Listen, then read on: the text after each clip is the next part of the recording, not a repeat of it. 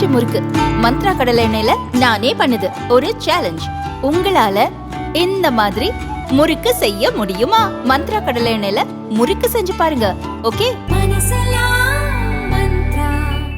India மீதான உலக நாடுகளின் நம்பிக்கை அதிகரித்து இருப்பதாக பிரதமர் மோடி பெருமிதம் தெரிவித்துள்ளார்.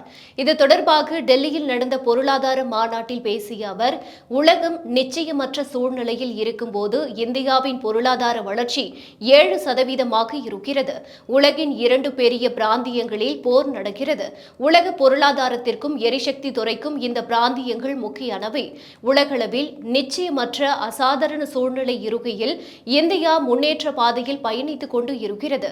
இது இந்தியா மீதான நம்பிக்கையை காட்டுகிறது என்று பெருமிதம் தெரிவித்தார். மேலும் இந்தியாவில் முதலீடு செய்ய இதுவே சரியான நேரம் என முதலீட்டாளர்கள் நினைக்கின்றனர் என்று குறிப்பிட்ட அவர், இது தன்னிச்சையாக நடக்கவில்லை என்றும் மத்திய அரசு செய்த சீர்திருத்த நடவடிக்கைகளே இதற்கு காரணம் என்றும் கூறினார். தொடர்ந்து பேசிய அவர், ஒரு காலத்தில் மொபைல் போன்களை இறக்குமதி செய்த நாடாக இருந்த இந்தியா இன்று ஏற்றுமதி செய்கிறது. ஒவ்வொரு துறையிலும் இந்தியாவில் ஏராளமான முதலீட்டு வாய்ப்புகள் இருக்கின்றன. இந்தியாவை வளர்ந்த நாடாக்க பாஜக அரசு உறுதி பூண்டுள்ளது. அதற்கான சீர்திருத்தங்களை தொடர்வோம் என்று தெரிவித்தார். மேலும் இன்று இந்தியா முன்னணி இடத்தை அடைவது மட்டுமல்லாமல் அதை தக்க வைத்துக் கொள்ளவும் முயன்று வருகிறது.